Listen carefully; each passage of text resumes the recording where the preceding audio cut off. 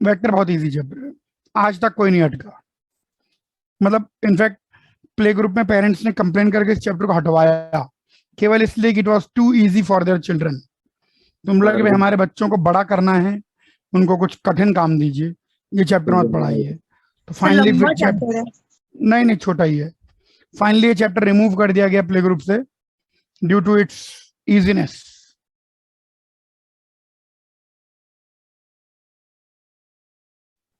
हाँ सर, उसकी जगह एबीसीडी को लगा दिया। उसके यहाँ थोड़े डिफिकल्ट टॉपिक्स लगाए गए हैं, थोड़े से पोएम वोएम के, तो those are really very difficult.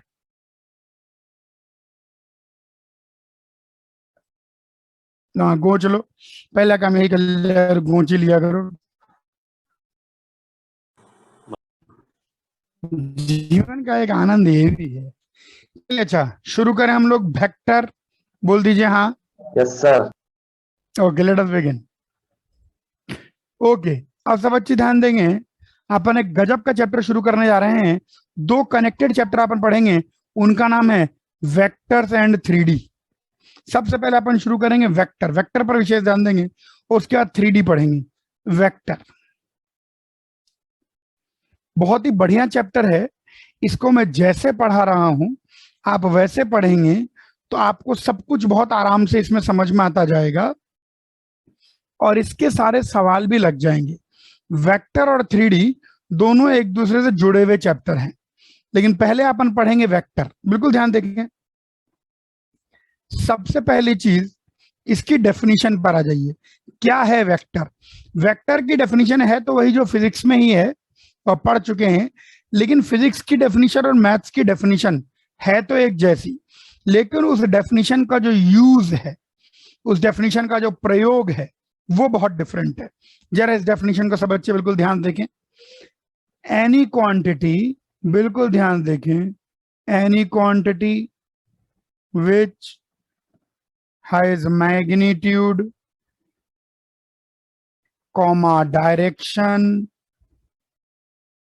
and follows triangle law of addition, and follows triangle law of addition is called a vector।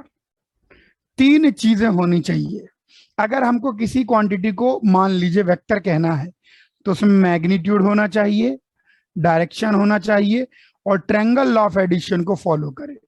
आमतौर पर वेक्टर बोलते वक्त तो लोग डायरेक्टली बोल देते हैं कि मैग्नीट्यूड और डायरेक्शन, ये गलत है। जब भी आप वेक्टर की बात करेंगे एज एन इंजीनियर, तो आप तीन चीजें, वेक्टर के अंदर तीन चीजें होती हैं, मैग्नीट्यूड होता है, डायरेक्शन होता है, और वो फॉलो करता है ट्रायंगल लॉ ऑफ एडिशन। ये तीनों बातों पर ध्यान देना है। मैग्नीट्यूड भी होना चाहिए, डायरेक्शन भी होना चाहिए, और ट्रायंगल लॉ ऑफ एडिशन को फॉलो करना चाहिए। ऐसी बहुत सारी क्वांटिटीज हैं जिनके पास मैग्नीट्यूड और डायरेक्शन है, लेकिन वह वेक्टर नहीं है। ध्यान रखें, केवल मैग्नीट्यूड और डायरेक्शन होना किसी भी चीज को वेक्टर नहीं बनाता। मैग्नीट्यूड हो, डायरेक्शन हो, और साथ में ट्रायंगल लॉ ऑफ एडिशन को फॉलो करे, ये तीनों चीजें जिसमें होंगी वो होगा वेक्टर। यानी वेक्टर की डेफिनेशन वेक्टर को ऐड करने का रास्ता पहले ही बता देती है, ट्रायंगल लॉ ऑफ एडिशन। यानी ऐड करने के लिए एक खास लॉ है, उसका उसी लॉ से एडिशन होगा। ये बहुत इंपॉर्टेंट है, ट्रायंगल लॉ ऑफ एडिशन। अभी आप आएंगे ट्रायंगल लॉ ऑफ एडिशन पर। मैथमेटिक्स में वेक्टर को डायरेक्टेड लाइन सेगमेंट की तरह रिप्रेजेंट करते हैं। In maths vector is represented as directed line segment। तो मैथ में अपन वेक्टर को डायरेक्टेड लाइन सेगमेंट की तरह, लाइन सेगमेंट विद डायरेक्शन, ऐसा छोटा सा लाइन का टुकड़ा जहां पर ये वाली क्वांटिटी कहलाती है टेल और ये वाली क्वांटिटी कहलाती है हेड। ये जो इसकी लेंथ है वो मैग्नीट्यूड का अंदाजा देती है। Length is nothing but magnitude. और जो इसका डायरेक्शन है इज डायरेक्शन ऑफ वेक्टर। अब ये ट्रायंगल लॉ ऑफ एडिशन का क्या मतलब है? ट्रायंगल लॉ ऑफ एडिशन का मतलब है displacement law of addition. Triangle law of addition का मतलब है displacement law of addition. Vector को आमतौर पर, वेक्टर क्वांटिटी को आमतौर पर ऊपर एरो लगा के रिप्रेजेंट किया जाता है। तो ये एक ए वेक्टर है। जैसे ही आपने बोला ये एक ए वेक्टर है, यानी इसका कुछ मैग्नीट्यूड है, इसका कुछ डायरेक्शन है, और यह ट्रायंगल लॉ ऑफ एडिशन को फॉलो करता है। आइए, मैग्नीट्यूड हम समझ गए उसकी। आप जब भी वेक्टर सोचे मैथ में तो एक एरो की तरह सोचे, एक तीर की तरह सोचे। ये सोच आपको मैथ्स के वेक्टर लगवा देगी। जब भी आप मैथ्स को, फिजिक्स का वेक्टर थोड़ा डिफरेंट है, उसका सिग्निफिकेंस, उसका थॉट, उसकी थिंकिंग वो डिफरेंट है। मैथ के अंदर का भी वेक्टर सोचना हो तो आप एक डायरेक्टेड लाइन सेगमेंट की तरह सोचें। ये है मैथ का वेक्टर, ये इसका डायरेक्शन है, और जो इसकी लंबाई है वही इस वेक्टर का मैग्नीट्यूड है। 3 डायमेंशन में ये कहीं पर भी हो सकता है, ऐसे ऐसे ऐसे। ये मैग्नीट्यूड, ये डायरेक्शन, और ये फॉलो करता है triangle law of addition. Triangle law of addition का मतलब है डिस्प्लेसमेंट लॉ ऑफ एडिशन। आइए इस बात को मैं समझाऊं। इसका मतलब क्या है, अगर ये ए वेक्टर है और ये बी वेक्टर है, तो अपन डिस्टेंस और डिस्प्लेसमेंट का मतलब बहुत अच्छे समझते हैं फिजिक्स के अंदर। What is distance, what is displacement. तो A vector plus B vector हो जाएगा इनिशियल पॉइंट से फाइनल पॉइंट का डिस्प्लेसमेंट। यानी कहने का मतलब ये इनिशियल पॉइंट है, ये फाइनल पॉइंट है, यहां से यहां का डिस्प्लेसमेंट। ये हो गया आपका सी वेक्टर। तब आप बोलेंगे ए प्लस बी सी वेक्टर के बराबर है। ऐसे आप 2 से क्या 10 वेक्टर जोड़िए। मान लीजिए यहां से यहां गए, ए वेक्टर, ए वेक्टर बताता है यहां से यहां डिस्प्लेस हुए, फिर यहां से यहां डिस्प्लेस हुए, फिर यहां से यहां डिस्प्लेस हुए। तो अगर कोई आपसे पूछे कि ए प्लस बी प्लस सी, यानी ए के अलोंग डिस्प्लेसमेंट प्लस बी के अलोंग डिस्प्लेसमेंट प्लस सी के अलोंग डिस्प्लेसमेंट। मैथ में वेक्टर को कभी भी सोचना है तो एक लाइन सेगमेंट की तरह सोचना है। A vector plus B vector plus C vector का मतलब है ए वेक्टर के पैरेलल डिस्प्लेस, फिर बी वेक्टर के पैरेलल डिस्प्लेस, फिर सी वेक्टर के डिस्प्लेस। तो नेट कितना डिस्प्लेस। तो शुरुआत यहां से हुई थी और आप इतना डिस्प्लेस कर गए हैं, तो ये डी वेक्टर। तब आप बोलेंगे कि A vector plus B vector plus C vector equal to D vector. Vector को हमेशा आमतौर पर ऊपर एरो लगा के रिप्रेजेंट किया जाता है। मान लीजिए ये पॉइंट ए है, ये पॉइंट बी है, तो सी वेक्टर को ही ए बी वेक्टर भी लिखा जाएगा। ए बी वेक्टर का मतलब ए से स्टार्टिंग और बी पर खत्म। ए बी के ऊपर एरो बना दिया गया है, ए बी वेक्टर या सी वेक्टर। ये हो गई वेक्टर की डेफिनेशन। ध्यान रखें, कभी भी कोई पूछे व्हाट इज वेक्टर, तो छोटे प्ले ग्रुप के बच्चों की तरह मैग्नीट्यूड डायरेक्शन नहीं बोलना है। Has magnitude, has direction and follows triangle law of addition. और मैथ में जैसे ही वेक्टर आए तो आप फिजिक्स वाला कंसेप्ट छोड़िए। फिजिक्स में तो क्या होता है, उसका अपन बेसिकली इन्फ्रेंस देखते हैं, उसका एक्शन देखते हैं, लेकिन मैथ में अपन को डायरेक्ट वेक्टर को देखना है। तो मैथ में जैसे ही वेक्टर आए तो बस डायरेक्टेड लाइन सेगमेंट सोचें। एक लाइन सेगमेंट जिसकी कुछ दिशा है और जिसकी लेंथ है, ऐसा। और ट्रायंगल लॉ ऑफ एडिशन का मतलब डिस्प्लेसमेंट लॉ ऑफ एडिशन से है। क्या आपको वेक्टर की डेफिनेशन समझ में आई? Yes sir. कॉपी करें।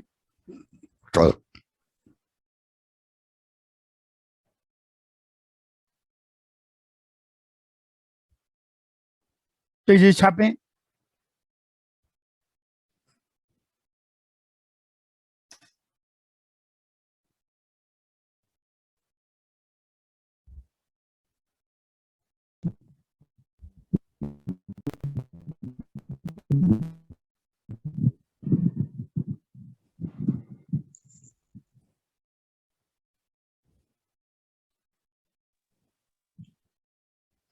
क्लियर हुआ?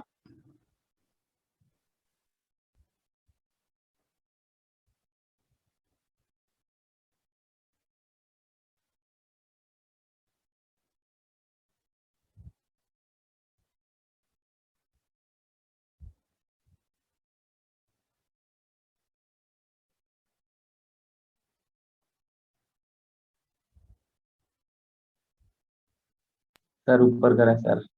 कॉपी कर लें।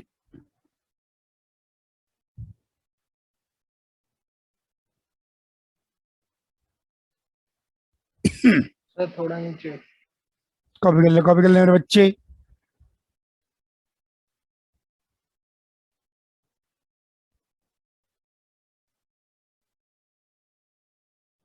हो गया सर। छाप लिया मेरे बच्चों? अरे हाँ ना, कुछ तो बोल दो। यस छाप सर। लिया तो बोलो छाप लिया। छाप लिया सर। छाप लिया, बढ़े आगे। Yes sir. ओके। हाँ सर। यहां पर हमने वेक्टर की डेफिनेशन को अच्छे से समझ लिया, क्या है वेक्टर जान गए, वेक्टर के साथ जुड़ी हुई तीनों बातों को भी। आइए अब हम बात करते हैं एक सेकंड चीज की। अब हम बात करते हैं representation of vector in 3D and names related with it। Vector को 3 डायमेंशन में कैसे रिप्रेजेंट करेंगे और कुछ नाम जो जुड़े हुए हैं। देखिए ये है 3D। जैसे आप पहले एक्स और वाई बनाते थे, अभी भी आप वैसे ही एक्स और वाई बनाएंगे, और यहाँ पर जेड एक्सिस यानी अपनी तरफ आता हुआ किसी भी पॉइंट के कोऑर्डिनेट्स हो जाएंगे X comma Y comma Z, ये किसी भी पॉइंट के कोऑर्डिनेट्स हो जाएंगे। अगर P point x1 y1 z1 है और क्यू पॉइंट अगर x2 y2 z2 है, तो इनके बीच में जो लेंथ हो जाएगी, डिस्टेंस फॉर्मूला, वो हो जाएगा x1 माइनस x2 का whole square plus y1 minus y2 का whole square plus z1 minus z2 का होल स्क्वायर। ये एक तो डिस्टेंस फॉर्मूला समझना है। 3 चीजें 3D में हल्का समझनी है, फिर हम वेक्टर पर आ रहे हैं। पहला है पॉइंट का रिप्रेजेंटेशन, तो पॉइंट का रिप्रेजेंटेशन जान गए, डिस्टेंस फॉर्मूला जान गए, और एक सेक्शन फॉर्मूला जान लेना चाहिए। अगर मान लीजिए एक पॉइंट बिल्कुल 2D कोऑर्डिनेट ज्योमेट्री की तरह है, अगर एक पॉइंट x1 y1 z1 है और दूसरा पॉइंट अगर x2 y2 z2 है, तो इनको m/n के रेशियो में डिवाइड करने वाला जो पॉइंट होगा वो ऐसे क्रॉस मल्टीप्लाई करेंगे, ये पॉइंट निकल के आ जाएगा mx2 plus nx1 upon m plus n, comma my2 plus ny1 upon m plus, comma mz2 plus nz1 upon m plus n। ये लीजिए, क्या बात समझ में आई? सब बच्चों को बोल दीजिए हाँ। यहां पर m और n अगर बीच में प्लस साइन लगेगा तो इंटरनल डिवीजन, माइनस साइन लगेगा तो एक्सटर्नल डिवीजन। ये 3D सिस्टम के बारे में 3 बातें, location of point, distance formula, section formula. क्या ये क्लियर है? बोल दीजिए हाँ। हाँ सर। अब 3D में वेक्टर को कैसे रिप्रेजेंट करेंगे, सब बच्चे ध्यान से देखेंगे। ये x, ये y और ये z। अब 3 डायमेंशन में ये वेक्टर है, ये एक वेक्टर है। वेक्टर का मतलब मैंने बता दिया। देखो मैथ में जैसे ही वेक्टर निकले ना, तो आप एक डंडी सोचिए, डायरेक्टेड लाइन सेगमेंट। बस मैथ में भाई यही पकड़ना है, डायरेक्टेड लाइन सेगमेंट। अगर आपने पकड़ लिया तो बस बात बन गई। बिल्कुल ध्यान देना। मान लीजिए ये पॉइंट ए है और ये पॉइंट बी है। अब मुझे ए बी वेक्टर लिखना है।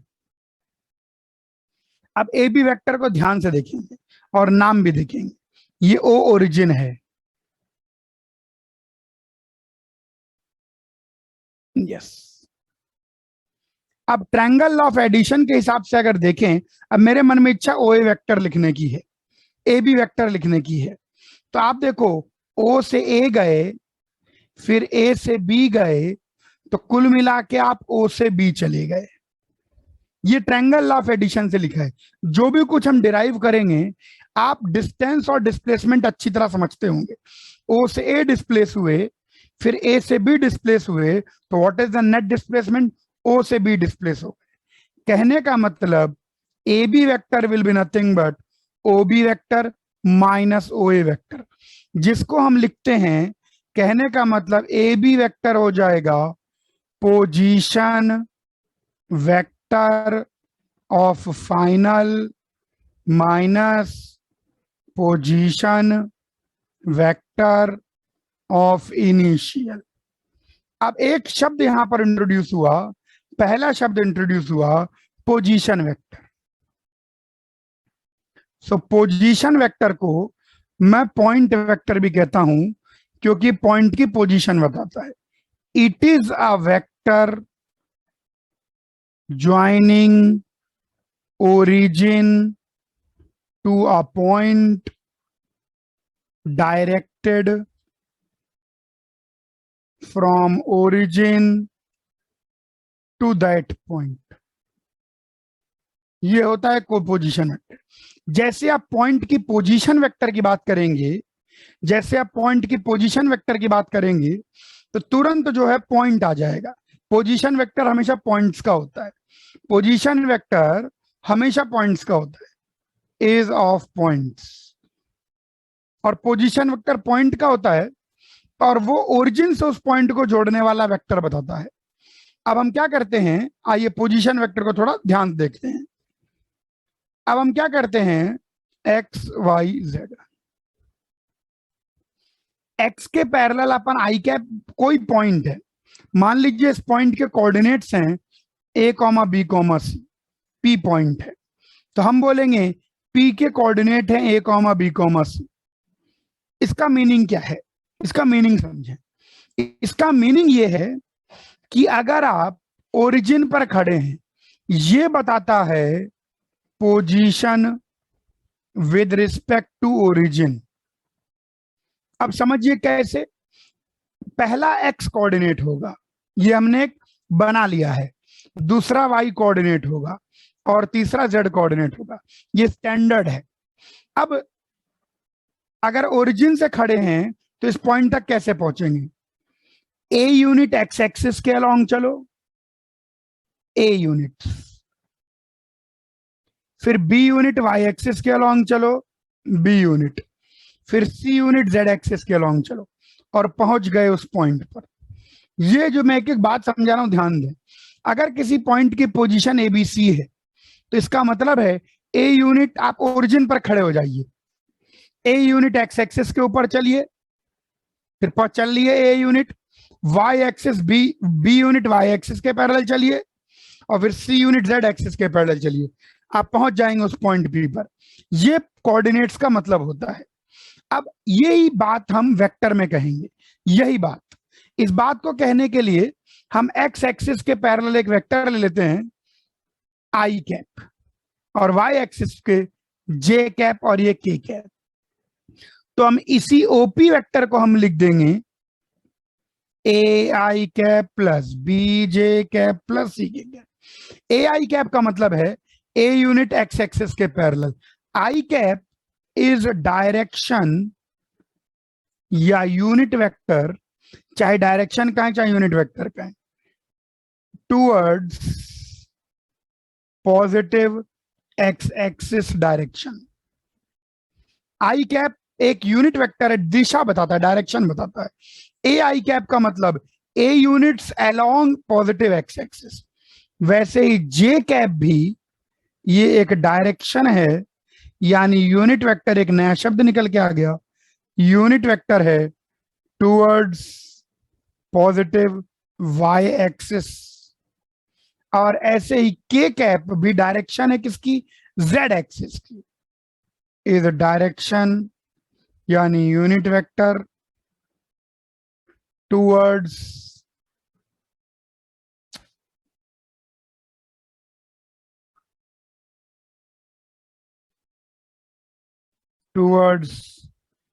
Positive Z axis.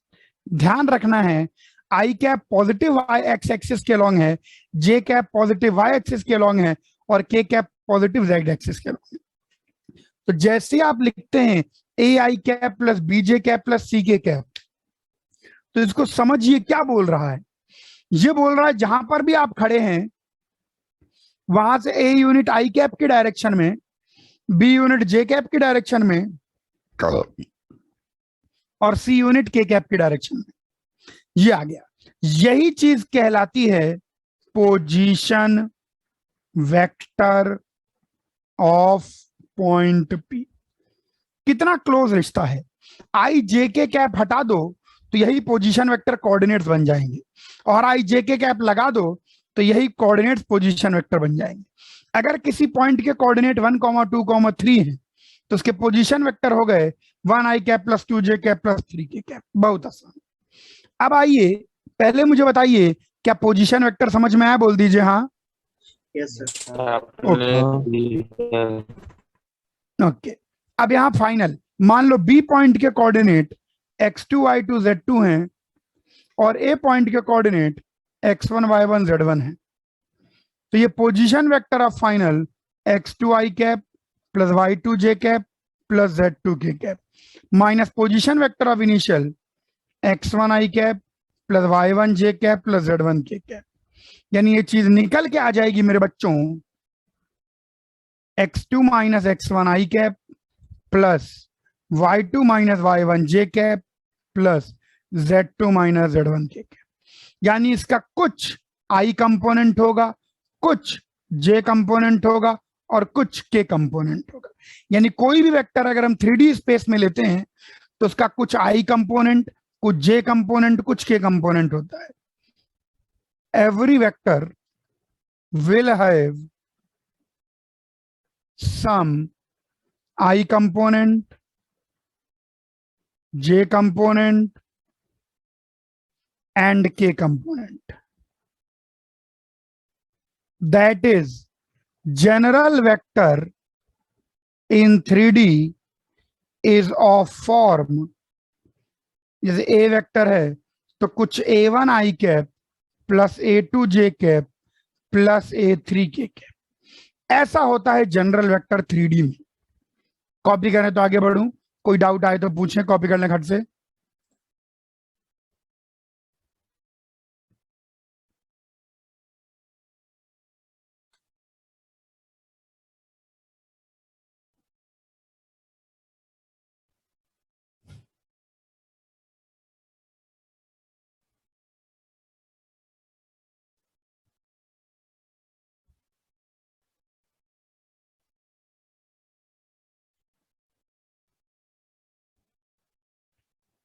सर नीचे कर दीजिए। कॉपी कर लिए यहां तक, आगे कॉपी करें, नहीं सर, नहीं किए। अरे सर जल्दी नहीं छापे, किया जल्दी सर। छापें।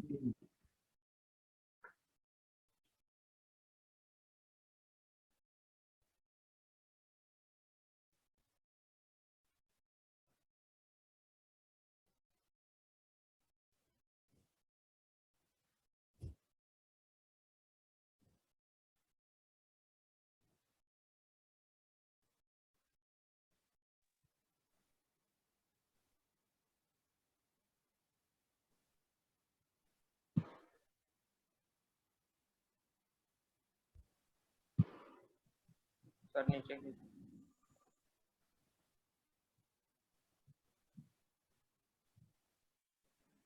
सर नीचे।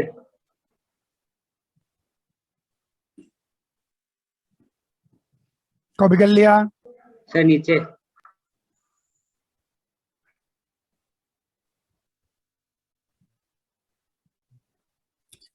तेज छापें बच्चों।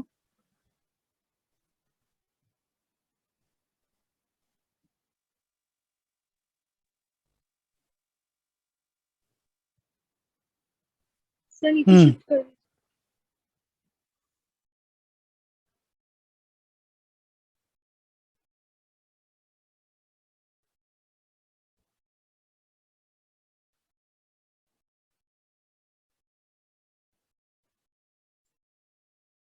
कॉपी करें मेरे बच्चों,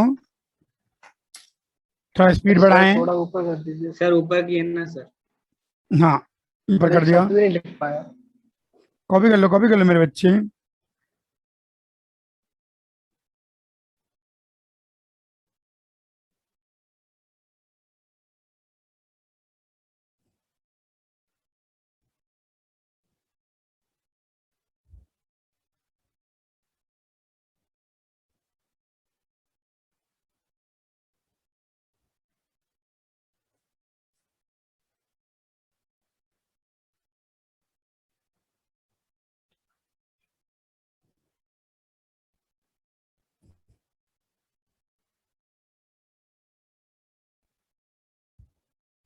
यस सर अब कर दीजिए। यस सर, ऊपर कीजिए। कॉपी करिए।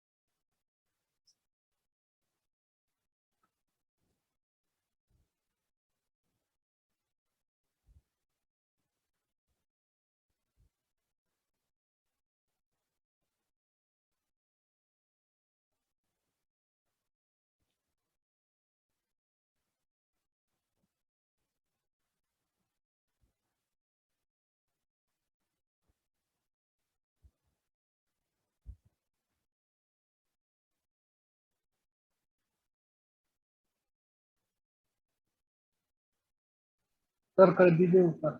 ऊपर सर।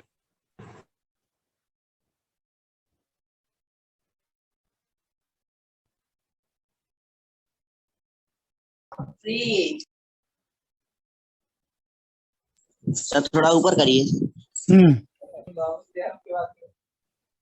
कॉपी कर लें 30 से। इतना स्टूडियो कौन नोट कर रहा है सर, थोड़ा नीचे कीजिए ना। जल्दी छापे मेरे बच्चे। यहाँ तक कॉपी कर लिया था बच्चों ने? अरे सर बस बस। हाँ सर हो गया। बड़े ऊपर सरकाऊं? Yes sir. तो अब ये कॉपी करें।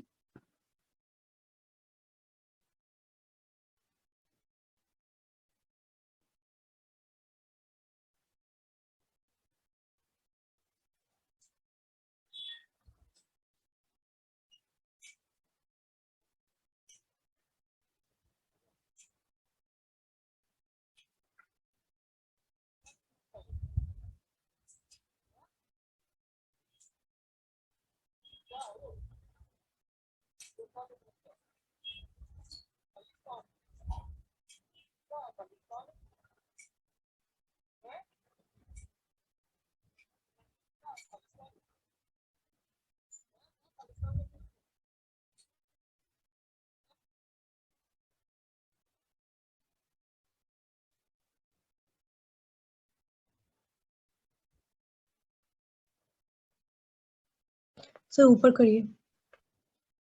कॉपी कर लें बच्चों।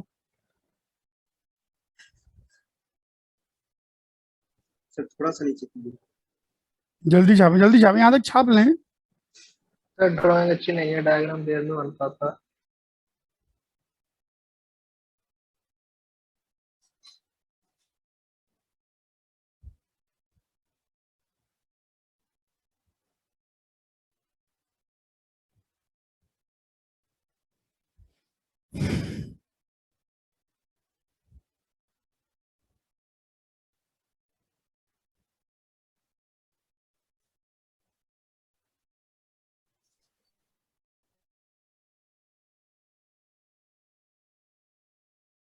बढ़े आगे।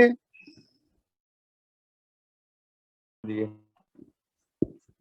अरे इसको कॉपी करने में इतना समय लगाओगी क्या? ऊपर कर दें, बोल दीजिए हाँ। कॉपी डायग्राम कर है ना लिया? सर।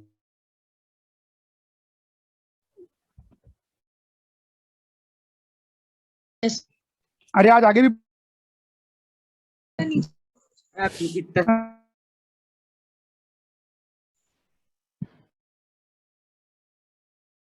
काम है ना सर, दिक्कत होता है।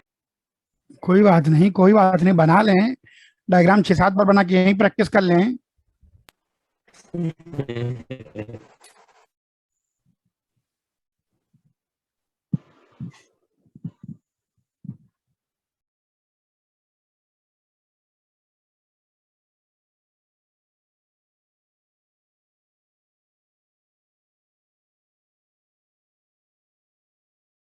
सर हो गया है सर।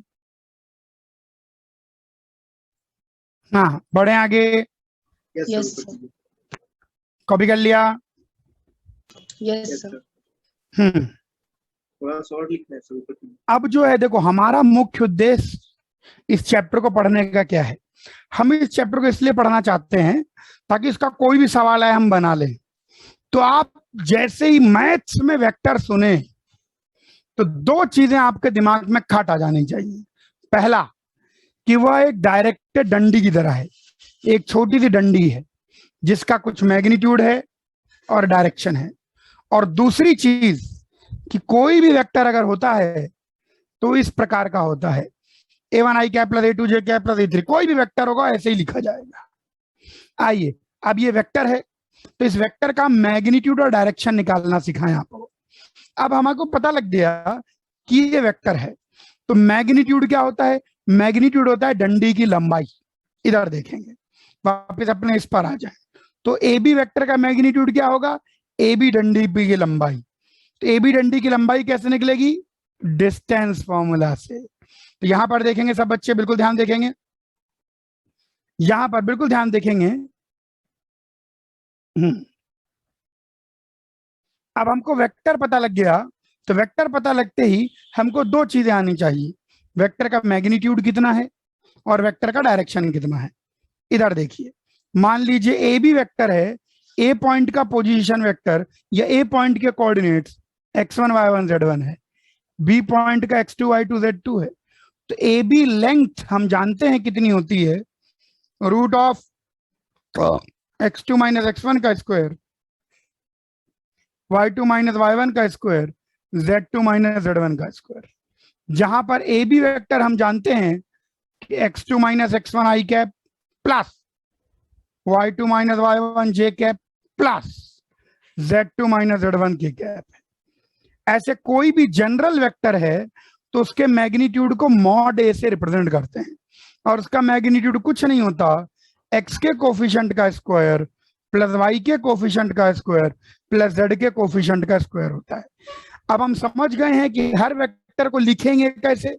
वेक्टर तो एक एब्स्ट्रैक्ट कॉन्सेप्ट है, उसको कलम पे कैसे लिखेंगे कॉपी पर, तो ऐसे लिखेंगे a1 आई कैप प्लस a2 जे कैप प्लस a3 के कैप। ए वेक्टर का मैग्नीट्यूड निकल के आ गया। अब ए वेक्टर की डायरेक्शन, ए वेक्टर की डायरेक्शन क्या होती है, इधर देखेंगे। डायरेक्शन ऑफ ए वेक्टर को ए टोपी से रिप्रेजेंट करते हैं, इसको unit vector along A B कहा जाता है। यूनिट वेक्टर का इतना ही मतलब है, वेक्टर विद मैग्नीट्यूड 1। तो करना कुछ नहीं है, ए वेक्टर को उसके मैग्नीट्यूड से डिवाइड कर दीजिए, मिल गया यूनिट वेक्टर। कोई बोले डायरेक्शन निकालो तो इसका मतलब है ए कैप निकालो, जिसको मैं बार बार ए टोपी कहूंगा। ए टोपी निकालिए, और किसी की भी टोपी निकालना बहुत आसान है, उसको उसके मैग्नीट्यूड से डिवाइड कर दो। जैसे ही आप उसको उसके मैग्नीट्यूड से डिवाइड कर देंगे, आपको उसके अलोंग यूनिट वेक्टर मिल जाएगा, यूं कहिए कि उसके अलोंग डायरेक्शन मिल जाएगी।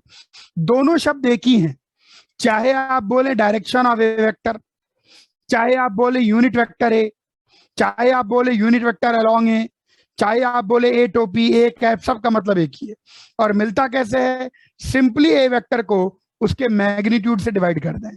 वेक्टर के अंदर दो चीजें मैथमेटिकल होती हैं, तीनों चीजें मैथमेटिकल है, मैग्नीट्यूड और डायरेक्शन पहले समझें।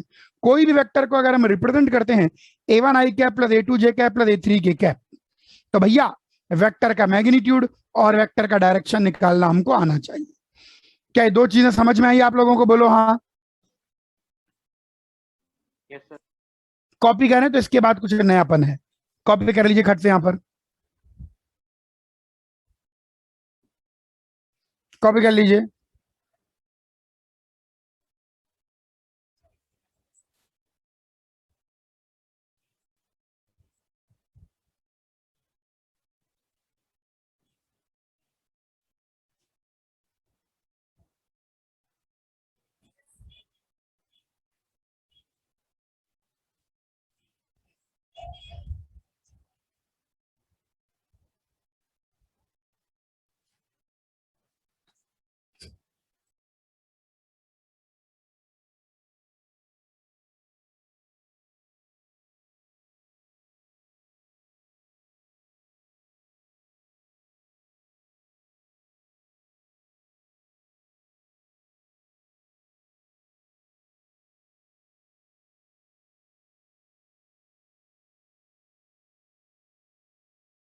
सर 11th का रिवीजन।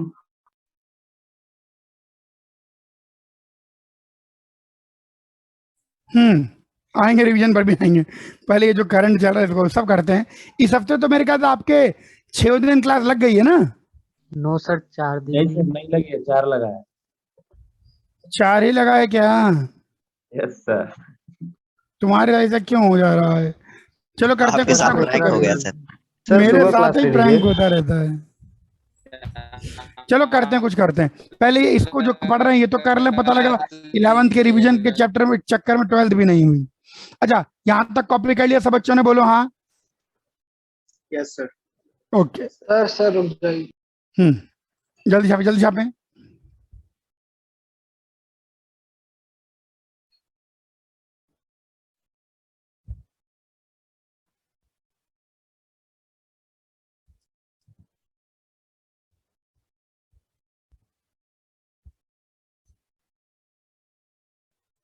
सर मैथ्स का कोर्स कब तक खत्म हो जाता होगा? टाइमली। समझे नहीं सर। हम्म। सर और पहले कर देंगे। अरे सब समय पर। तुम जो पढ़ते हो उस पर क्यों नहीं ध्यान दे रहे, इस पर भी ध्यान दो। नहीं सर, सर रिवीजन का प्लान करते अच्छे से। रिवीजन का प्लान तो अपन अच्छे से ही करेंगे, रिवीजन बहुत अच्छे से होगा। रेजोनेंस खुद जो है ना अराउंड 4 कोर्स रिवीजन के चलाता है, और आरबी एक्स्ट्रा एक्स्ट्रा ऐसे करके बहुत सारी चीजें चलेंगी। अभी पहले इसको कर लो, अभी इस पर ध्यान दो। चलिए आगे बढ़े यहाँ से। Yes sir. Yes sir. दिसंबर तक आराम से पहले बताइए, आगे बढ़े यहाँ से। Yes sir. चलिए यस सर। अब यानी हमें कोई भी वेक्टर गिवन हो तो हम समझ गए वेक्टर कैसा होगा, a1 i cap plus a2 j cap plus a3 k cap, ऐसा होगा वेक्टर। और हम वेक्टर का लेंथ भी निकाल सकते हैं, वेक्टर का मैग्नीट्यूड भी निकाल सकते हैं। यूनिट वेक्टर समझ गए, पोजीशन वेक्टर या पॉइंट वेक्टर समझ गए। अब मान लीजिए किसी पॉइंट के बगल में ए वेक्टर लिख दिया, तो यानी ये उसका पोजीशन वेक्टर है। कहां है ए वेक्टर?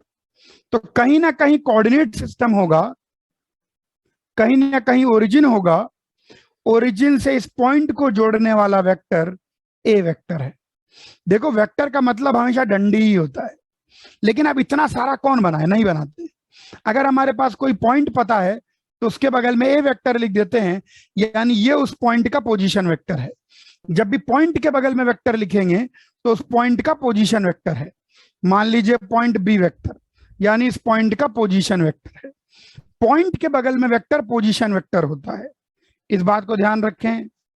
पॉइंट के बगल में वेक्टर इज पोजीशन वेक्टर, ये उसका पोजीशन वेक्टर होता है।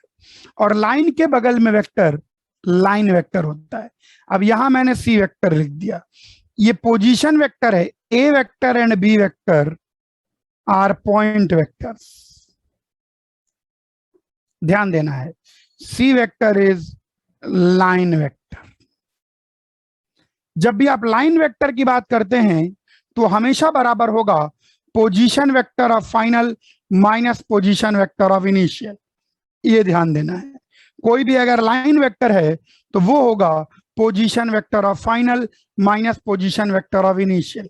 लाइन अगर है तो लाइन का एक स्टार्टिंग पॉइंट होगा, एक एंडिंग पॉइंट होगा। तो फाइनल पॉइंट का position vector minus initial point का पोजीशन वेक्टर। बहुत भयंकर तरीके से अंतर समझ में आना चाहिए पॉइंट वेक्टर और लाइन वेक्टर के बीच में। जब भी हम वेक्टर बोले तो हमको समझ में आना चाहिए कि वह पॉइंट वेक्टर है कि लाइन वेक्टर है। क्योंकि लाइन वेक्टर है तो स्पेस में 2 पॉइंट को जोड़ रहा है, और अगर पॉइंट वेक्टर है तो ओरिजिन को पॉइंट से जोड़ रहा है। ध्यान रखना, लाइन वेक्टर है तो स्पेस में 2 पॉइंट को जोड़ेगा, और पोजीशन वेक्टर पॉइंट वेक्टर है तो ओरिजिन से पॉइंट को जोड़ेगा। और लाइन वेक्टर हमेशा होता है position vector of final minus position vector of initial. तो लाइन वेक्टर और पॉइंट वेक्टर, इनका फंडा बिल्कुल क्लियर होना चाहिए। क्या ये समझ में आ गया? बोल दीजिए हाँ।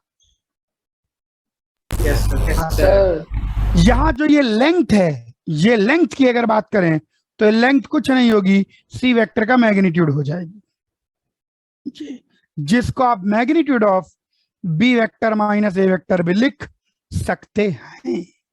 कॉपी करिए ध्यान से। यहां पर मैंने आपको पॉइंट वेक्टर और लाइन वेक्टर समझाया।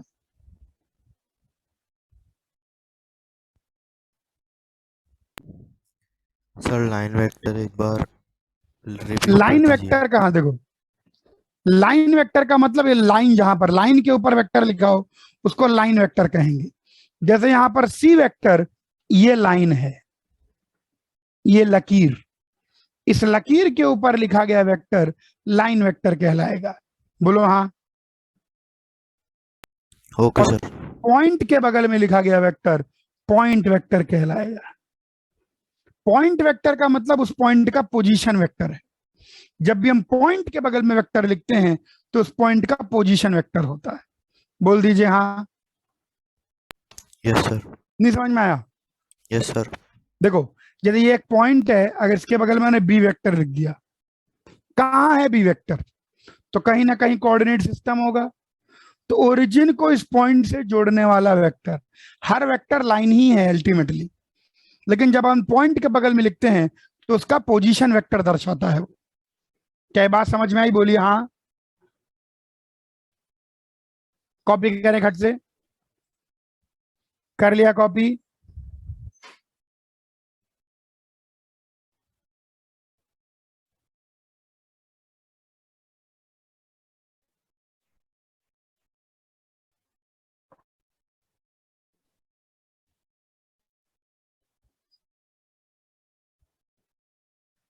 क्लियर हुआ सब बच्चों को? बोलो हाँ। Yes sir. Yes sir.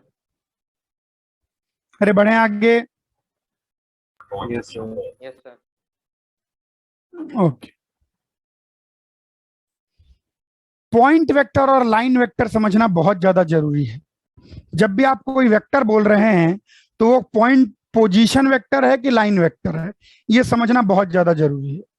अब इससे क्या होगा, इससे अब हम स्पेस में पॉइंट्स को रिप्रेजेंट कर पाएंगे। ये एक पॉइंट ए वेक्टर, इस पॉइंट का पोजीशन वेक्टर बी वेक्टर, इस पॉइंट का पोजीशन वेक्टर सी वेक्टर, इस पॉइंट का पोजीशन वेक्टर डी वेक्टर, ऐसे अब हम पॉइंट्स को रिप्रेजेंट कर पाएंगे। अब देखो, पोजीशन वेक्टर और कोऑर्डिनेट्स में ज्यादा अंतर नहीं है। जैसे किसी पॉइंट का कोऑर्डिनेट है 1, 2, 3, तो पोजीशन वेक्टर कितना, 1i cap plus 2j cap plus 3k cap. Points मिलके लाइंस बनाएंगी और लाइंस मिलके ज्योमेट्री बनाएगी और फिर वेक्टर के अंदर ज्योमेट्री आ जाती है। पोजीशन वेक्टर यानी उस पॉइंट का पोजीशन वेक्टर, और लाइन वेक्टर जैसे बी को सी से जोड़ दिया तो ये लाइन वेक्टर हो गया ये। अब इसको मान लो आप एफ वेक्टर कह देते हो, तो एफ वेक्टर कितना हो गया, position vector of final minus position vector of initial. क्या बात समझ में आती है? बोल दीजिए हाँ। Yes sir. Yes sir. क्या बात समझ में आती है? बोल दीजिए हाँ। हाँ सर। हाँ। यस। यहां पर ध्यान देना है, जैसे कोऑर्डिनेट ज्योमेट्री चलती है वैसे ही वेक्टर चलता है। कोऑर्डिनेट ज्योमेट्री में सबसे पहले पॉइंट्स का लोकेशन देखते हैं, फिर डिस्टेंस फॉर्मूला, फिर सेक्शन फॉर्मूला, फिर इक्वेशन और पूरी ज्योमेट्री। बोलो हाँ। हाँ। यस, वैसे ही ध्यान देना है कि location of points is given by position vector. Points की लोकेशन पोजीशन वेक्टर से दी जाती है। पॉइंट्स की लोकेशन किसी दी जाती है? पोजीशन वेक्टर से। अब मान लीजिए एक पॉइंट ए वेक्टर है और एक पॉइंट बी वेक्टर है, तो इनके बीच का डिस्टेंस फॉर्मूला और सेक्शन फॉर्मूला, डिस्टेंस निकालना बहुत ज्यादा आसान है। इनके बीच का जो डिस्टेंस हो जाएगा वो magnitude of B vector minus A vector. B vector और ए वेक्टर के बीच का जो मैग्नीट्यूड है, जो लेंथ है, वही डिस्टेंस हो जाएगा। बोलिए हाँ। हाँ सर। Yes sir. और यहाँ सेक्शन फॉर्मूला बिल्कुल वैसा ही है, ए वेक्टर और ये बी वेक्टर। मान लीजिए कोई पॉइंट है जो इसको एम रेशियो में डिवाइड करता है, तो इस पॉइंट का पोजीशन वेक्टर हो जाएगा M B vector plus N A vector upon M plus N. वैसे ही M B vector plus N A vector upon M plus N. बोल दीजिए हाँ। Yes sir. यानी अगर मैं एक ट्रायंगल ले लूं तो कुछ कुछ खेल मैं खेल सकता हूं। ये ए वेक्टर, ये बी वेक्टर और ये सी वेक्टर, तो बी और सी का mid point B plus C by 2। बोलो हाँ। Yes sir. सेंट्रियोइड एक ऐसा पॉइंट है जो इसको 2:1 के रेशियो में डिवाइड करता है, तो ट्रायंगल के सेंट्रियोइड के coordinates A vector plus B vector plus C vector by 3। बोलो हाँ। Yes. सेक्शन फॉर्मूला लगा लगा के बोलिए हाँ। Yes sir.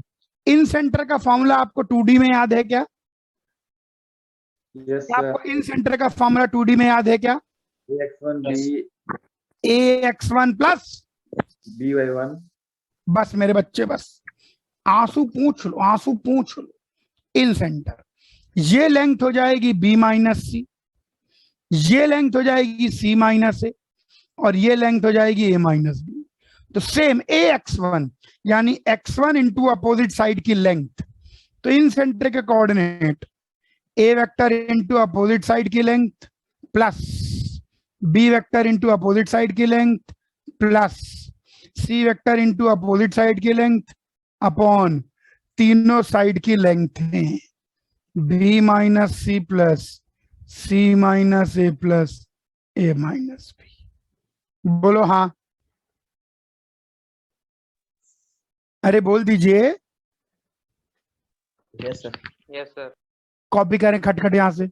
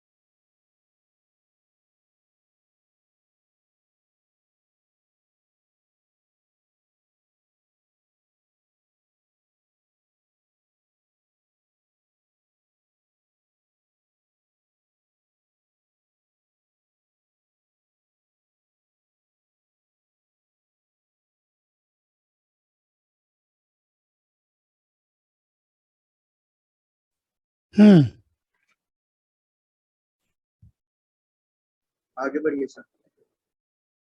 कॉपी करो जल्दी। सर थोड़ा ऊपर। जल्दी जाओ जल्दी। आप आज बहुत ज्यादा धीरे लिख रहे हो यार। नहीं सर, आज थ्योरी पार्ट ज्यादा है। थ्योरी पार्ट ज्यादा हो गई, वेक्टर में शुरू में थ्योरी ज्यादा होती है।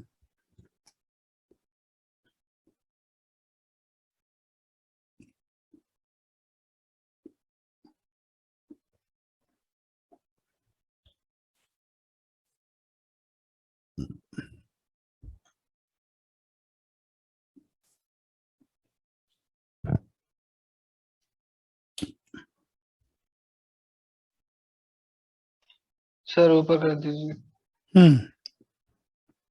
कॉपी करना इसको।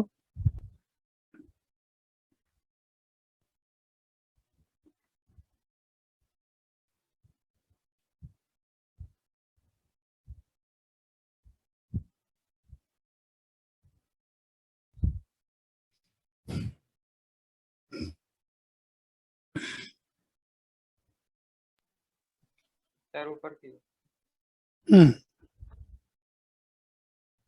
कॉपी करना इसको। सर ऊपर करिएगा। ऊपर का नहीं देखा अभी।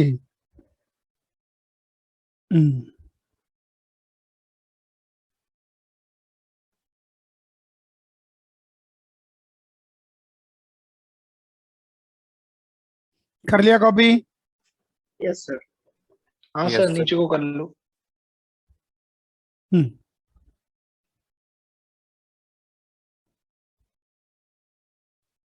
कर लिया कॉपी यहां तक।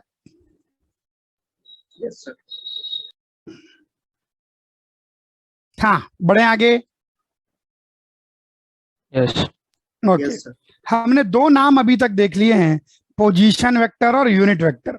आइए कुछ और नाम देख लें, नामों का यूज आता है।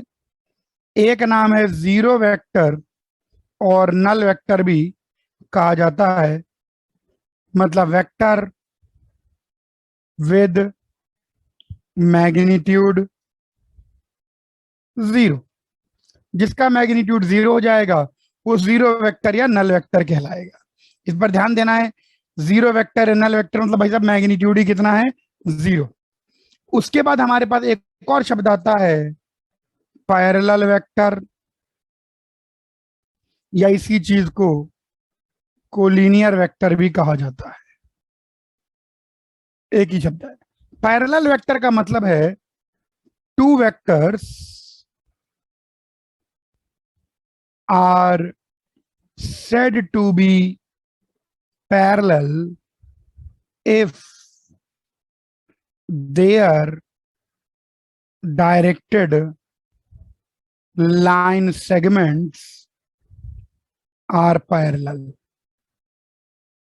मैंने ये नहीं बोला कि उनकी डायरेक्शन सेम हो, मैंने बोला अगर उनकी लाइन सेगमेंट पैरेलल हो।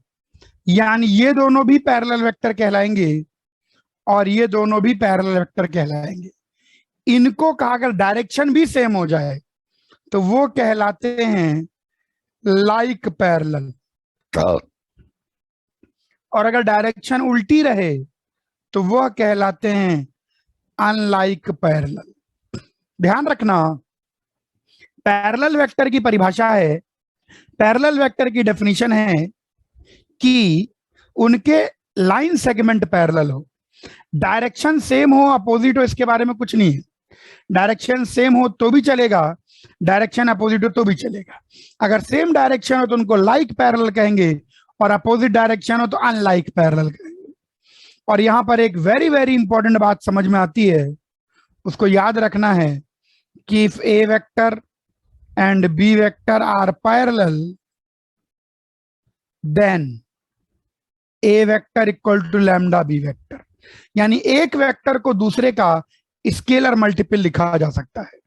That is anyone can be expressed as scalar multiple of other। यहां पर एक छोटी सी बात और मैं कहूंगा कि जो स्केलर मल्टीपल ये लैम्डा है, अगर पॉजिटिव है तो डायरेक्शन सेम है लाइक पैरेलल, और यहीं पर अगर लैम्डा नेगेटिव हो जाएगा तो डायरेक्शन अपोजिट हो जाएंगी और ये बन जाएगा अनलाइक पैरेलल। बिल्कुल ध्यान देना है ये सबसे ज्यादा इंपॉर्टेंट बात पर। अगर दो वेक्टर पैरेलल है तो अपन एक वेक्टर को दूसरे का स्केलर मल्टीपल की तरह लिख सकते हैं। कॉपी करिए।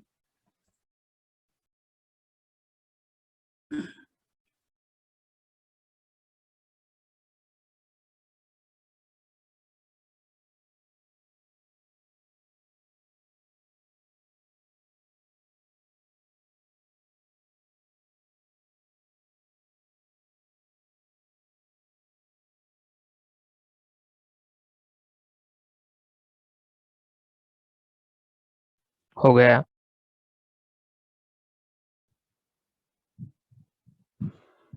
कर लिया कॉपी? यस। इसको कॉपी करें, एक मिनट। रेजोनेंस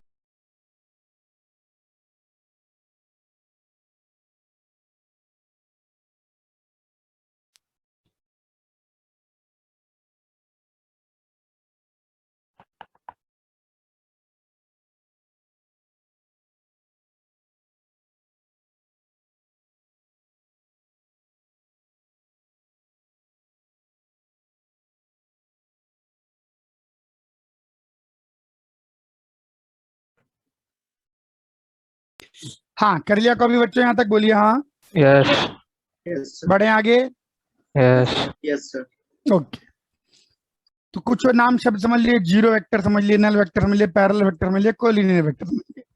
पैरेलल वेक्टर को सबसे ध्यान देना है, दो वेक्टर अगर पैरेलल होंगे तो एक वेक्टर को दूसरे का स्केलर मल्टीपल लिखा जा सकता है। नेक्स्ट कुछ और नाम भी जानने हैं। एक है free vector and localised vector. Free vector, math में तो सभी वेक्टर फ्री हैं। लोकलाइज्ड वेक्टर का मतलब है a vector whose effect changes on changing its position। एक ऐसा वेक्टर जिसका इफेक्ट बदल जाता है अगर उसकी पोजीशन बदल दी जाए। और फ्री वेक्टर का मतलब होता है a vector whose effect does not change on changing its position। अब ये कॉज और इफेक्ट की स्टडी तो फिजिक्स में होती है, मैथ में तो होती नहीं है। जैसे इसका एग्जांपल है, अगर आप एक्सेलरेशन की स्टडी करें तो force vector mass into acceleration vector है। अब फोर्स चाहे आप यहां नीचे की ओर लगा दें, चाहे यही फोर्स बीच में लगा दें, चाहे यही फोर्स ऊपर की ओर लगा दें, the acceleration produced will be same. तो यहां पर इस संदर्भ में हम फोर्स को फ्री वेक्टर बोलेंगे, लेकिन यहीं पर एक हिंज ले लें तो torque vector is R cross F vector. तो अब अगर आप फोर्स की पोजीशन बदल देते हैं, यहां पर लगाते हैं तो टॉर्क चेंज हो जाएगा, यहां पर लगाते हैं तो टॉर्क चेंज हो जाएगा। दोनों एग्जाम्पल में फोर्स वेक्टर ही है, लेकिन इस एग्जाम्पल में यही फोर्स वेक्टर लोकलाइज्ड है। लोकलाइज्ड का मतलब जगह नहीं बदल सकते, और इस एग्जाम्पल में यही फोर्स वेक्टर फ्री वेक्टर है। आपका वेक्टर फ्री वेक्टर होगा कि लोकलाइज्ड वेक्टर होगा, ये इस बात पे निर्भर करेगा कि आप उसका कौन सा इफेक्ट की स्टडी कर रहे हैं। लेकिन यहां समझने वाली बात यह है कि गणित में कोई कॉज और इफेक्ट की स्टडी नहीं होती। तो in math every vector is a free vector. Her vector free vector है एक्सेप्ट पोजीशन वेक्टर, क्योंकि पोजीशन वेक्टर का स्टार्टिंग पॉइंट ओरिजिन होता है, और एक बार आपने कोऑर्डिनेट सिस्टम फिक्स कर दिया तो ओरिजिन फिक्स हो गया, इसको हिला डुला नहीं सकते। बाकी हर वेक्टर को हिला डुला सकते, as we are only concerned about magnitude and direction of vector. अब ये पेन है, ये कुछ इसका मैग्नीट्यूड और इसकी डायरेक्शन है। अगर मैं बिल्कुल इसको ऐसे ट्रांसलेट करा दूं तो भी मैथ के हिसाब से वेक्टर सेम ही है, वही मैग्नीट्यूड है वही डायरेक्शन है। यहां ट्रांसलेट करा दूं तो भी वही मैग्नीट्यूड है वही डायरेक्शन है, यहां ट्रांसलेट करा दूं तो भी वही मैग्नीट्यूड वही डायरेक्शन है, यहां ट्रांसलेट करा दूं तो भी मैग्नीट्यूड और वही डायरेक्शन है। मैथ में हर वेक्टर फ्री है, आप वेक्टर को कहीं पर भी ट्रांसलेट करा सकते हैं, क्योंकि मैथ में अपन वेक्टर को पढ़ते हैं, ना कि वेक्टर द्वारा प्रोड्यूस्ड इफेक्ट को। तो यहां वेक्टर की ही स्टडी चल रही है सीधे। फिजिक्स में वेक्टर नहीं पढ़ते, फिजिक्स में अलग अलग प्रकार के वेक्टरों द्वारा जो अलग अलग असर आएंगे उन असरों की स्टडी होती है। Force vector, acceleration vector, velocity vector, radius vector, इस प्रकार से ग्रेविटेशनल पुल का वेक्टर। तो वहां कॉज और इफेक्ट पढ़ते हैं तो वेक्टर हिलाने डुलाने पड़े दिक्कत, लेकिन यहाँ वेक्टर क्या कर रहा है हमें उससे मतलब नहीं है, हमें सीधे वेक्टर से ही मतलब है। तो हमारा केवल ध्यान रहता है उसके मैग्नीट्यूड और डायरेक्शन पर।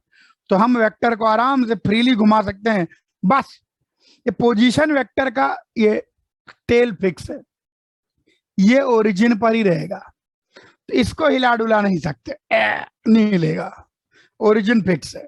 लेकिन बाकी सारे वेक्टर बेहतरीन तरीके से हिला डुलाए जा सकते हैं। चलिए मैथमेटिक्स की निगाह में देखें तो every vector is a free vector except the position vector. क्या फ्री और लोकलाइज वेक्टर का कंसेप्ट समझ में आया? Yes sir. कॉपी करें।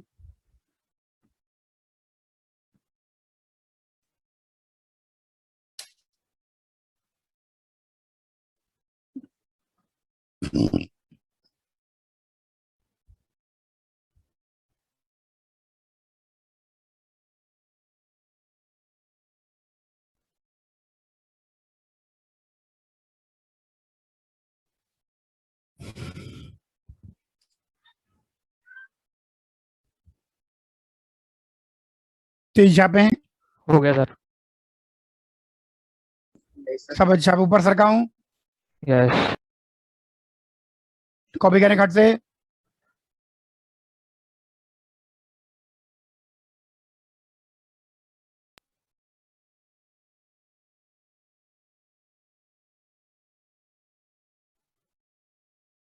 हो गया sir.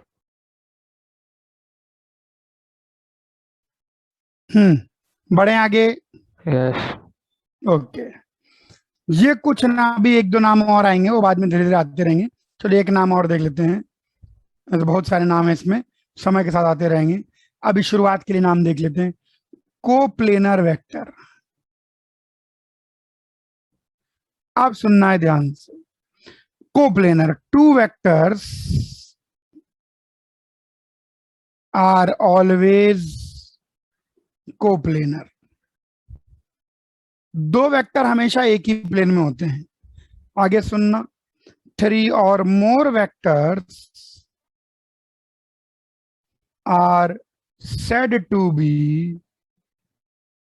coplanar if they are parallel to the same plane. तो 3 और मोर वेक्टर्स तब जरूरी नहीं एक प्लेन में हो. ध्यान रख, जैसे प्लेन है तो ये वेक्टर यहां पर है, ऐसे कोई वेक्टर यहां पर है, ऐसे कोई वेक्टर यहां है, तो तीनों वेक्टर अगर सेम प्लेन के पैरेलल हैं, जरूरी नहीं कि सेम प्लेन में हो. ध्यान देना, कोप्लेनर का मतलब है parallel to the same plane. इसका मतलब इन द सेम प्लेन नहीं होता. कोप्लेनर का मतलब इन द सेम प्लेन नहीं होता. कोप्लेनर का मतलब है parallel to the same plane. अब यहां पर एक बात और समझनी है कि दो वेक्टर हमेशा ही कोप्लेनर होते हैं. अब ये दो वेक्टर हैं गुरुजी, कैसे कोप्लेनर हैं? क्योंकि मैथ में सभी वेक्टर फ्री हैं, तो आप इनको ऐसे एक प्लेन में ला सकते हैं. बिल्कुल सर, एक ही प्लेन में है. एक ऐसा प्लेन होगा ही होगा जो दोनों वेक्टर को कंटेन करेगा ही करेगा. जब आप वेक्टर की कोप्लेनरिटी की बात करेंगे तो 3 या 3 से अधिक वेक्टर के लिए बात करेंगे. दो वेक्टर तो हमेशा ही कोप्लेनर हैं, और 3 या 3 से अधिक वेक्टर में ये बात ध्यान रखनी है कि कोप्लेनर शब्द का मतलब इन द सेम प्लेन नहीं है. कोप्लेनर शब्द का मतलब parallel to the same plane है. कॉपी करें घट से. सर दो वेक्टर कैसे होगा, समझ नहीं आया. तुम कोई भी दो लाइन ऐसे पेन ले लो. सर वो परपेंडिकुलर हो तो प्लेन में अरे कैसे परपेंडिकुलर ले लो तो एक प्लेन में तो हो ही सकते हैं. होगा? सर थोड़ा दूरी पे. हाँ, दूरी पर ले लो ना, तो वेक्टर तो फ्री है ना. तो सर डायरेक्शन चेंज नहीं होगा? अरे डायरेक्शन कैसे चेंज होगा? इसको ऐसे लाऊंगा, कहाँ डायरेक्शन चेंज होगा? ना मैग्नीट्यूड चेंज होगा ना डायरेक्शन चेंज होगा. वेक्टर को ऐसे ट्रांसलेट करने से उसका मैग्नीट्यूड, डायरेक्शन, पेन हाथ में पकड़ लो, अब इसे घुमाओ, ना उसका मैग्नीट्यूड बदलता है ना डायरेक्शन बदलता है. 6 बज गए. अरे बोल दीजिए भैया, बोल दीजिए. हाँ सर. बोल नहीं रहे हैं आज? हैं, कॉपी कर लें. Yes, sir.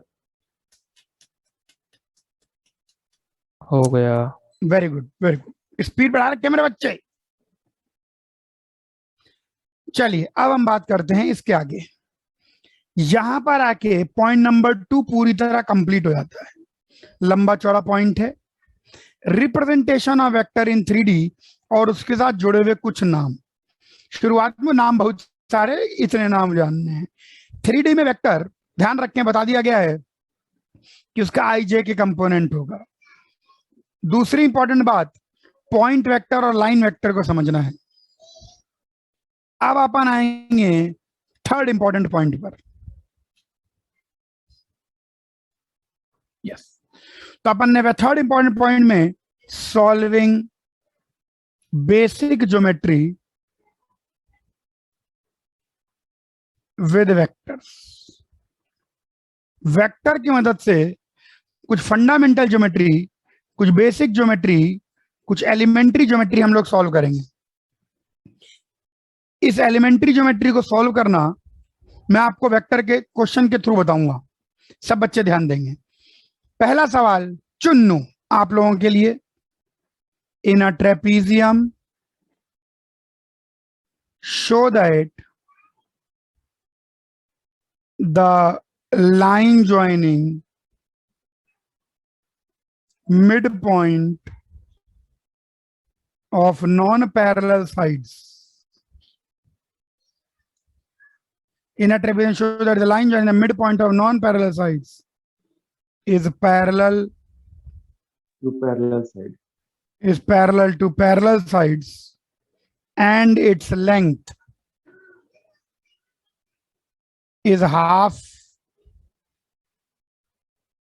the sum of length of parallel side. क्या आप लोग इसको ट्राई करना चाहेंगे कि मैं करके बताऊं?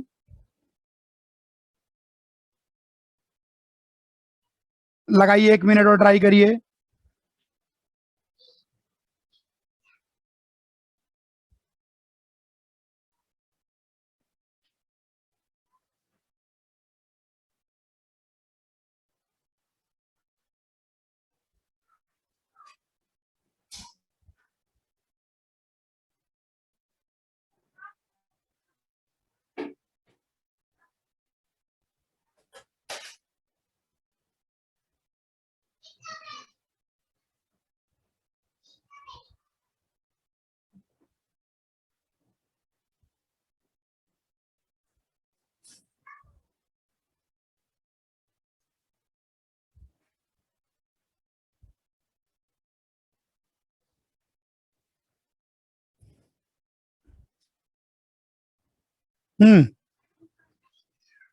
ट्राई करिए खट से।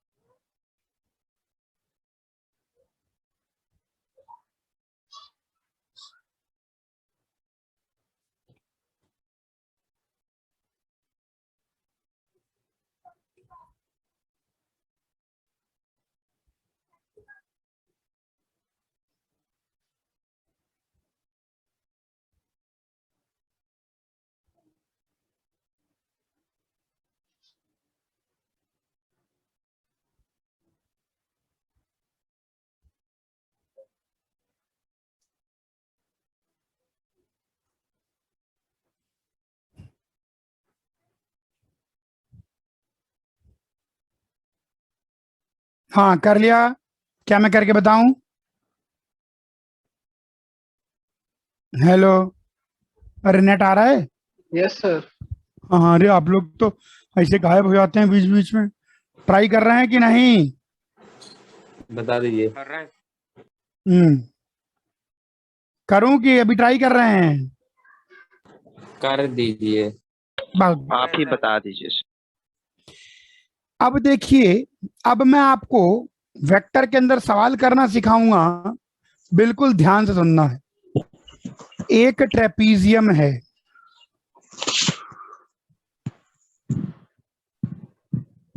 सबसे पॉइंट नंबर 1, कोई भी ज्योमेट्री गिवन हो, एक पॉइंट को ओरिजिन मानना ही मानना है, फालतू बुद्धि नहीं लगानी है। तो एक पॉइंट को मैंने ओरिजिन मान लिया, इससे कोई फर्क नहीं पड़ता, लेकिन हमारी कैलकुलेशन बहुत ज्यादा इजी हो जाती है।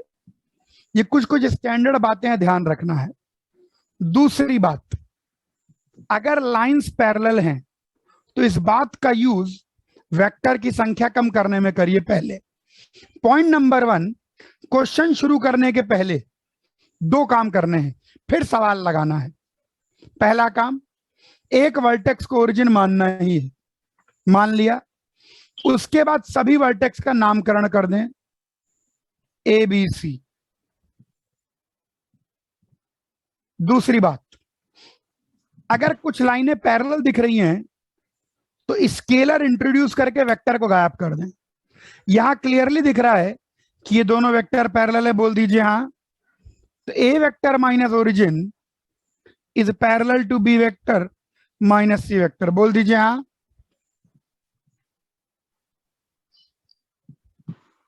Yes sir. हेलो, ऑडियो आ रहा है? Yes sir. अच्छा, इसका मतलब है कि B vector minus C vector को lambda times A vector minus origin लिख सकता हूं। Yes sir. यानी बी वेक्टर हो गया C vector plus lambda A vector. तो हमको बी वेक्टर की अब जरूरत ही नहीं है। अब कुछ बच्चे इसके अंदर बोलते हैं कि गुरुजी एक वेक्टर गया पर एक स्केलर आ गया, एक वेक्टर को गायब करने के लिए 100 स्केलर क्यों ना लाने पड़े? अगर वेक्टर गायब हो रहा है तो गायब करिए, क्योंकि चैप्टर का नाम क्या है? वेक्टर। तो इसमें कौन तंग करेगा आपको? वेक्टर। तो उसकी संख्या कम रखिए। ये 2 हरकत करने के बाद ही सवाल शुरू करना है। ये पहली बात समझो। स्टेप 1, एक वर्टेक्स को ओरिजिन मान के सबका नामकरण करो। स्टेप 2, उस डायग्राम में पैरेलल लाइन ढूंढकर वेक्टर्स की संख्या कम करो। ये दो काम करके फिर सवाल पर आओ। सवाल पहले नहीं करना है, पहले ये दो काम करने हैं। तो इन दोनों काम कर लेने के बाद मेरे पास जो ट्रेपीजियम बना वो ऐसा बना कि ये ओरिजिन, ये ए वेक्टर, ये सी वेक्टर और ये वाला सी vector plus lambda A vector. अब हम इस डायग्राम से काम करेंगे। ध्यान रखना, वेक्टर के चैप्टर में आपको स्केलर परेशान नहीं करेंगे, ट्रिग्नोमेट्री के चैप्टर में अलजेब्रा परेशान नहीं करती, वेक्टर के चैप्टर में आपको वेक्टर ही परेशान करेंगे। तो इसलिए ध्यान देना है इस बात का कि आप वेक्टर की संख्या कम करें। ये दो हरकत करने के बाद अब आप सवाल पढ़िए। अब सवाल करते हैं। इस पॉइंट को ओ कह देते हैं, इस पॉइंट को ए कह देते हैं, इस पॉइंट को बी कह देते हैं, इस पॉइंट को सी कह देते हैं। नॉन पैरेलल साइड के मिड पॉइंट को जोड़ो तो इसको एम कह देते हैं, इसको एन कह देते हैं। तो एम के कोऑर्डिनेट आ जाएंगे सी वेक्टर बाई 2 और एन के कोऑर्डिनेट आ जाएंगे C vector plus lambda A vector plus A vector by 2। बोल दीजिए हाँ। Yes sir. Yes, sir. हमको दिखाना है कि ये पैरेलल साइड के पैरेलल है। खेल शुरू। तीनों वेक्टर का डायरेक्शन ऐसे ले लेते हैं। तो अगर ओ ए वेक्टर को मैं लिखना चाहूं तो ए वेक्टर ही आ जाएगा। अगर सी बी वेक्टर को लिखना चाहूं तो final minus initial lambda A vector आ जाएगा। और अगर एम एन वेक्टर को लिखना चाहूं तो फिर से फाइनल माइनस इनिशियल घटा दीजिए तो lambda plus 1/2 into A vector आ जाएगा। यहां क्लियरली दिख रहा है all are scalar multiples of A vector. So O A vector is parallel to CB vector is parallel to MN vector।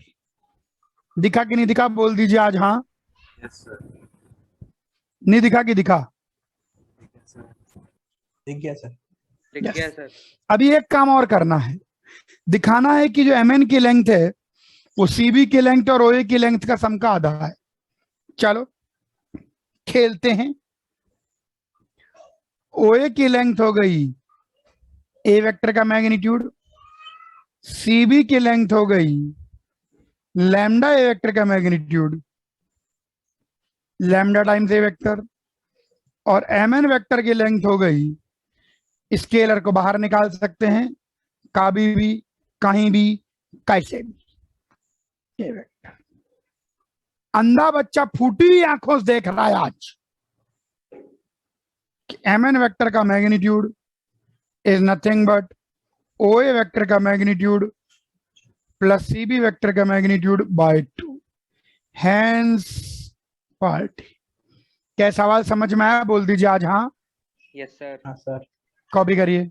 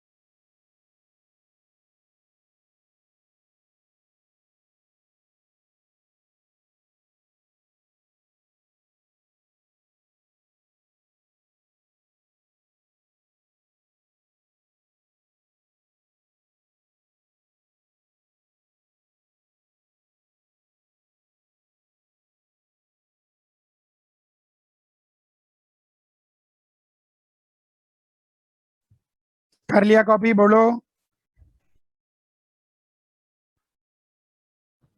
अरे कॉपी किया? यस सर, ऊपर कर दीजिए। कॉपी करिए, कॉपी करिए। हो गया सर।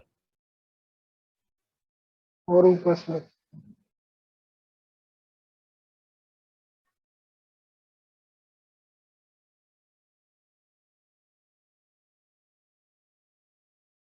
हो गया।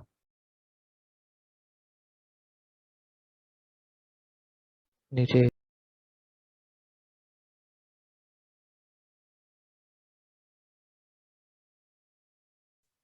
जल्दी से कॉपी करें, जल्दी कॉपी करें। हो गया। छाप लिया मेरे बच्चे? No yes. Sir it left. तेजी से छापें। हो गया sir.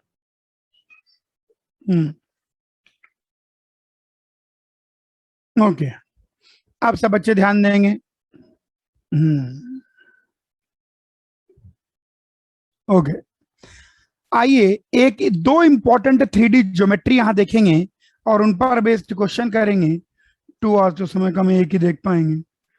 Two important 3D geometry, दो इंपॉर्टेंट 3D ज्योमेट्रीज हैं, उनको देख लीजिए। पहली इंपॉर्टेंट 3D ज्योमेट्री है टेट्राहेड्रन। टेट्राहेड्रन पिरामिड देखे नहीं देखे आप लोगों ने? देखिए सर। कहाँ देखे? इजिप्ट गए थे क्या सबके सब? Yes sir. नहीं सर, फिजिक्स में भी देखा है। टीवी में? अच्छा, हाँ। Yes sir. तो ऐसा पिरामिड होता है। पिरामिड का जो बेस होता है वो ये स्क्वायर टाइप्स होता है। पिरामिड का बेस कैसा होता है? स्क्वायर जैसा। बोल दीजिए हाँ। हाँ सर। बोल नहीं रहे हैं आज, क्या बात है? ये दोनों डायग्राम रिजेक्ट कर देते हैं, सुंदरता नहीं है इनमें। तो tetrahedron is a pyramid on a triangular base. ये ध्यान रखें, एक ट्रायंगल है और इस ट्रायंगुलर बेस पर बना हुआ पिरामिड, ऐसे ये कहलाता है टेट्राहेड्रन। तो कितने फेसेस हुए इसके?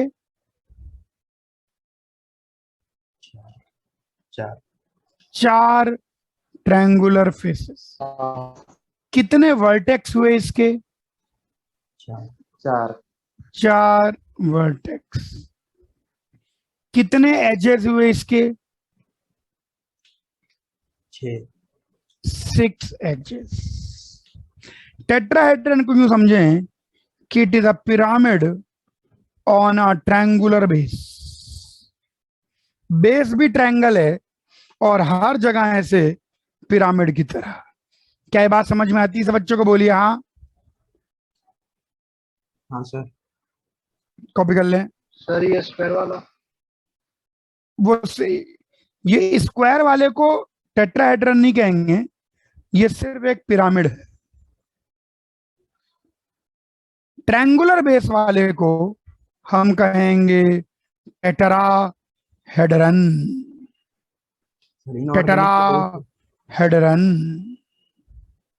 कॉपी करिए। समय ही एक्चुअली कम है, इसमें कुछ और पढ़ाना था लेकिन बाद में पढ़ेंगे। रुकिए मैं इसकी PDF भेजूं।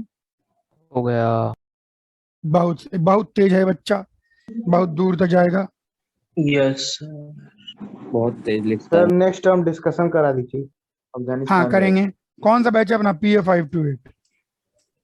सर बहुत जल्दी भूल जाते हैं। अरे इतने बैच भैया, इतने बैच हैं, इतना काम है, घर का बाहर का पढ़ाई का, तुम लोगों को क्या बताएं यार। वो खाना बनाएंगे, किचन साफ करेंगे, बहुत काम है। सर तुम लोगों एक्स्ट्रा की तरह कोई क्लास आसान लेंगे मेरे बच्चे, फ्री होते ही लेंगे। सर मॉर्निंग में अगर फ्री हो तो ले लीजिए।